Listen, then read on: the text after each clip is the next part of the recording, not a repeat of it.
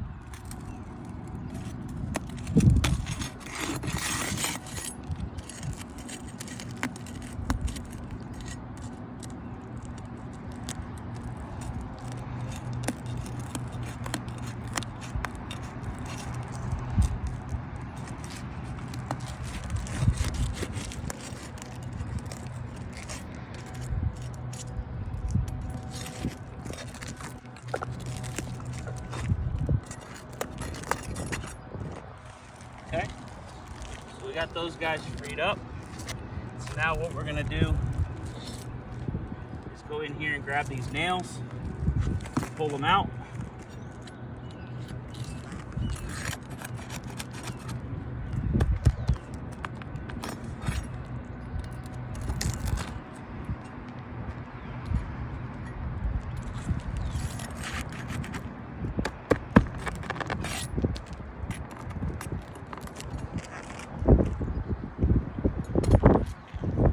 So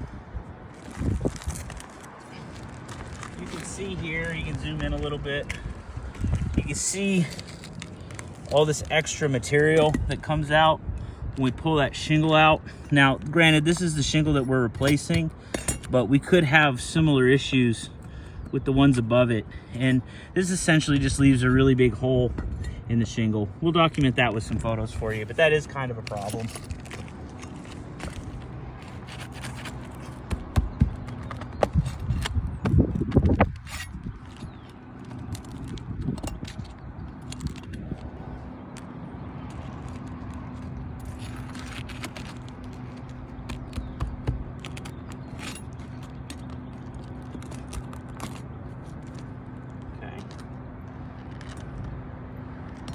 First row out. As you can see, we can't get this just yet, and the reason is because there's another run of nails right here that goes through the top of this shingle. And that's why we're not able to pull it out. So we're gonna remove those nails now.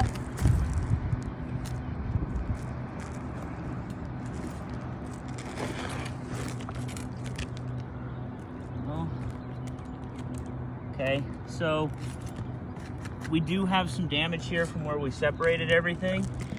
So this is material transfer right here. Hold on, let me get that to where you can see it. So there's material transfer right here. There's exposed fibers of the shingle below it, and there's material stuck to the shingle above it. That's going to interfere with these shingles. Should they ever try to seal back down, they won't do it. Even if we were to use an artificial sealant, which the manufacturer does not recommend, that would create problems. Let's see if there's another spot here where we've got big chunks of material that have been removed. Okay, so this is definitely a point of failure during this repair. It was considered material transfer, and it is a functional damage because it does prevent the shingles from sealing back down.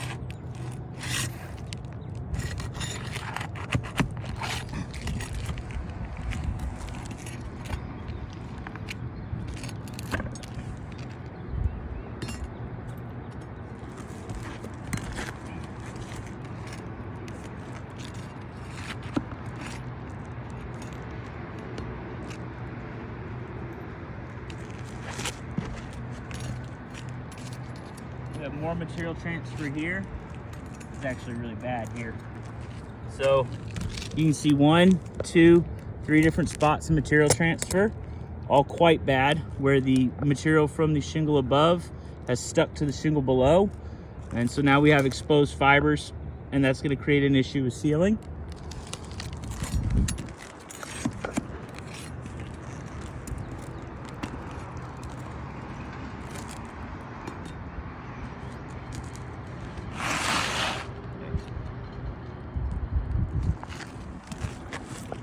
So yeah, you can see this is a good example of the big massive material that all gets removed, right? So you can see how big that hole is.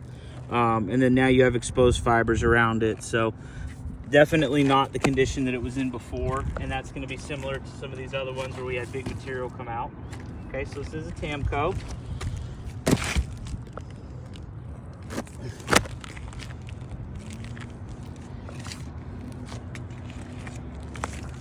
All right, this product is registering at 38.5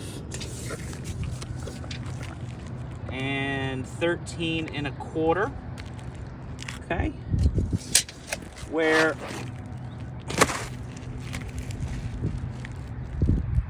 think that's going to give us some issue here,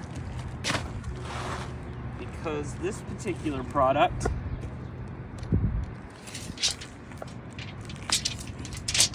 is, this particular product is 38 3/8 or 39 3/8, excuse me. So that's just shy of a full inch of difference. And then this one's the same height, so that's good. But this one's almost a full inch longer, and that presents a couple issues, because now we have a size difference, and that presents a physical compatibility problem. And the other issue becomes cutting it, right? So we cut shingles in areas that have secondary support, like where there's step flashing underneath it, or valley liner underneath it, or a pipe flashing underneath it. In this case, there's no other element of protection underneath it, and so that is we're technically modifying the product from the manufacturer. And these shingles are required to stay true to ATSM 3642, which says that they need to be free of holes, tears, and they can't vary more than 1/8 of an inch from the agreed upon size. Now, the agreed upon size is between the person who manufactured this Tamco and the purchaser, which by default is you. So if I was to modify this product, it would no longer be the same product. It would no longer be compliant. So that presents another layer of issue. So not only is it not compliant with that standard, it's also not the same size as the existing product.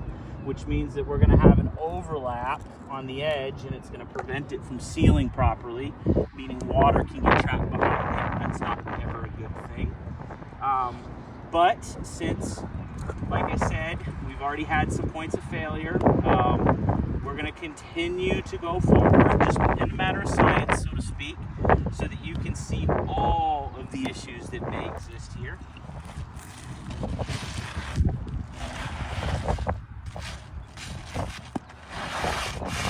Okay, so we're going to line this up over here on the right. Okay, that's factory end to factory end over there. And now you can see here, right? I'm gonna push this up just a little bit so that you can see that much of the shingle is overlapping on the adjacent side. So that's not good at all, right? That's gonna leave a little void right here where wind could catch this, where debris could get stuck, and then water can get in behind here. It's not draining from the keyway. It's very close here to two nails that could eventually create a leak point. So this is an undue level, or it's an unnecessary level of risk, right? Because now this shingle's not going to set right either. So now we have an open piece here, exposed nails. So as you can imagine, this not being the same size is definitely a physical compatibility problem. And you can see very, very clearly that is not the same. It's not even close to a similar color. So very, very, anytime we try to pick a material for repair, we want it to be reasonably uniform, right? We want it to be as close as humanly possible and reasonable. And I personally don't think that this is reasonable. Obviously that's up to you, but anyways, so all right, so that's another point of failure, so that's not good. All right, now the next step is we have to install some nails. Installing nails in the shingle is not overly complicated, but there are some requirements, right? So one, they have to be approved fasteners of a minimum size. And then two, that nail has to be driven perpendicular to the plane, right? And the manufacturer, and just good installation practice. Now, I can't do that because this shingle is in the way, right? That shingle has to be installed in this nail line, which is identified by this little blue stripe, right? And that's where we want that nail to go. So to be able to get access to that, to drive a nail perpendicular, I have to lift this shingle. And I have to do it at a specific height. So what I'm gonna do is I'm gonna put the hammer in to where it would need to drive, and I'm gonna lift this shingle so that you can see what that looks like in real time. Because if I was just to do it, it would look a little weird. So I want you to be able to see how high it has to go. Now, since the camera's on that side, I'm gonna switch over so that my hand's not in the way, okay? Now, you can see I'm lifting. I still can't get to that line. Still can't get to that line. There we are. Now I'm at that line. Okay, so that's the minimum height that I need to lift this shingle to be able to drive that nail perpendicular, okay? So, and now I'm gonna have to do that in this run and in this run. Now this row is friendly because there's no nails in the head lap here. So the hinge point of this shingle is actually up here, okay? So that gives me a lot more pliability and a lot more lift here. So let me get a couple nails sunk so that you can see what we're talking about.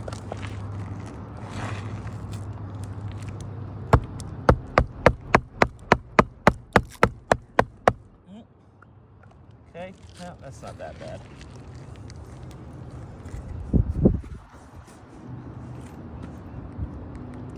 Since this is a brand new shingle, we can use the 4-nail pattern from the manufacturer. And since we want to move the shingles as least as possible, that's what we're gonna do. And that's 1 nail, 1.5 inches from the outsides, and then 2 nails splitting the remainder.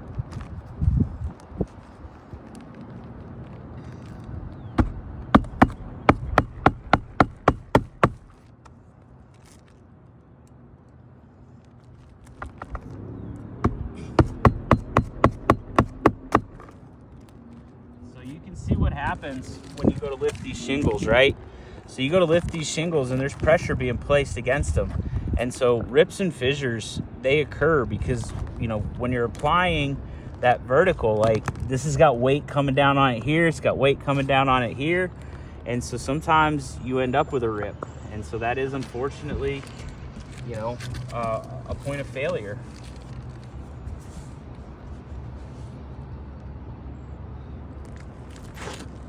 Now over here, this shingle is lifted at a weird, like we don't really want to lift this all up because over there, that shingles aren't getting moved that much. So we're gonna lift this one kind of at like an angle, right? Because that nail needs to go right there. So, and there's nowhere to really put my hand here. So we're gonna lift this one at an angle. To get that guy driven. Okay.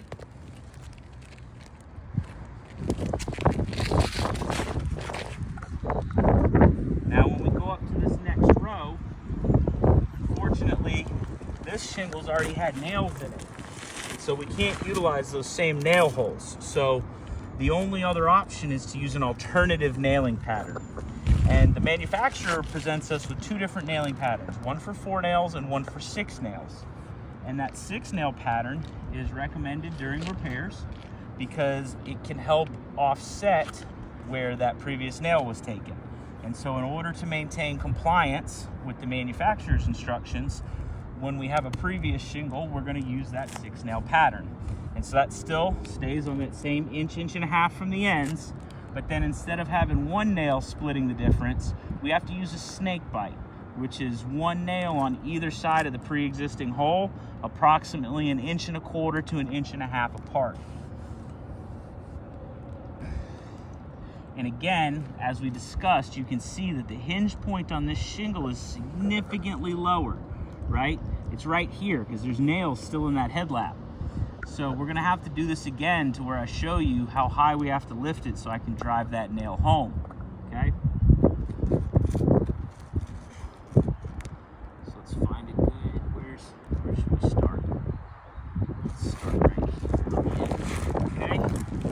So you can see that to get to that nail height, right?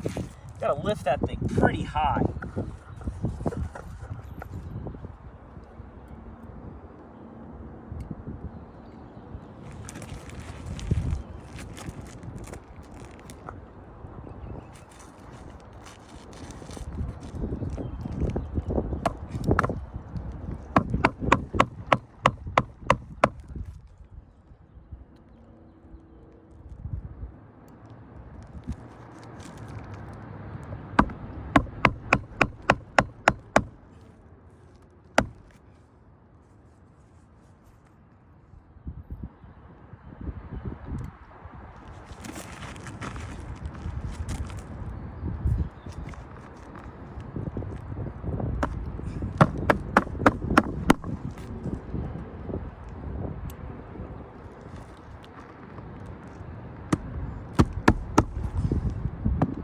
Nail missed, so there may be some issues with the underlying decking that might need to be addressed because that did not bite.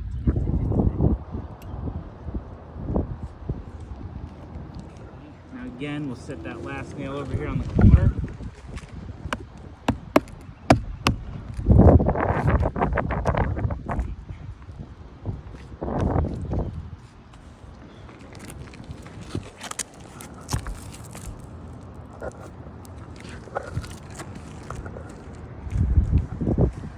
Now, as we talked about kind of where those hinge points are, right? So on this top row, it's right here at the top. And then on this bottom row, it's technically right there at the top. So what's gonna happen is after a couple good gusts of rain or a good gust of wind or the first rain, right, all these granules that may have been loosened up during this repair are gonna come off.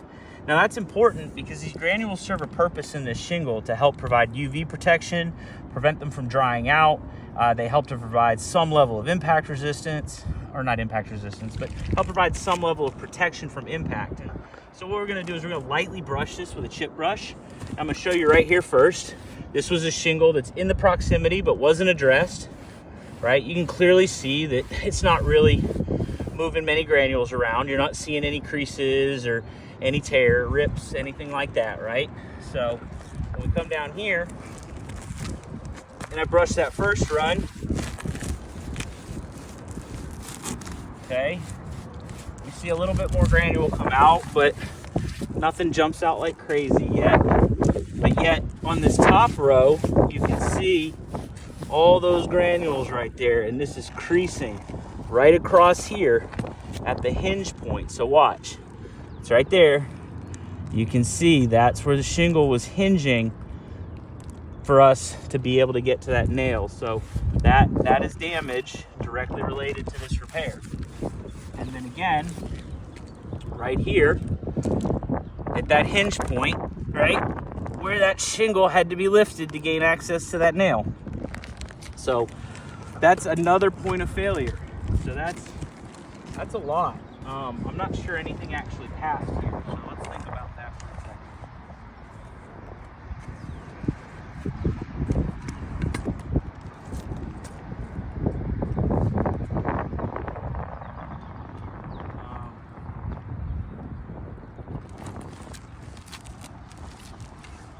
Then on top of that, I'd also like to point out, look at the workspace, right?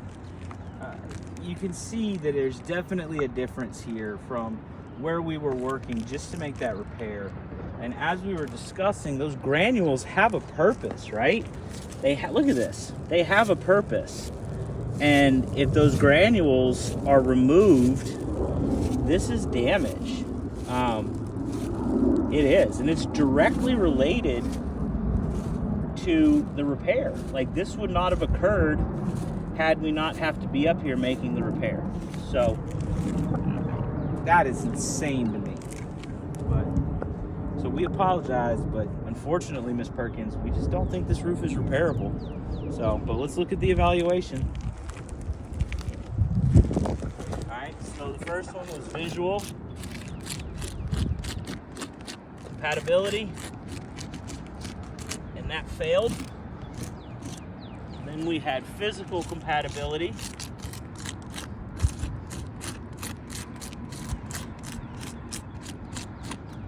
That failed. Material transfer.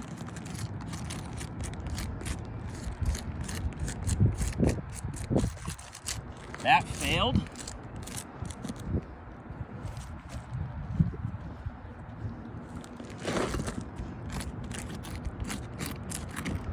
Rip or fissure. That was a fail.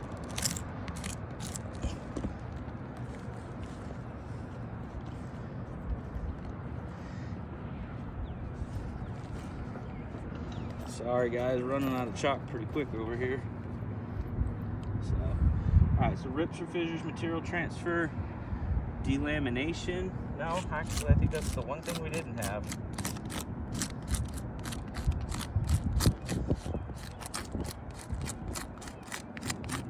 That actually passed.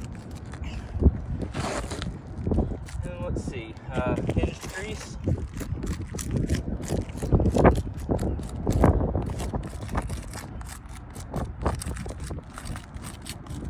That was a fail. So 1, 2, 3, 4, 5, 6.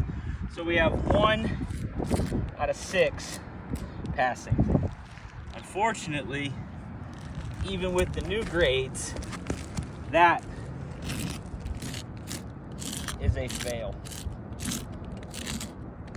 So, thank you, Miss Perkins. You have a great day.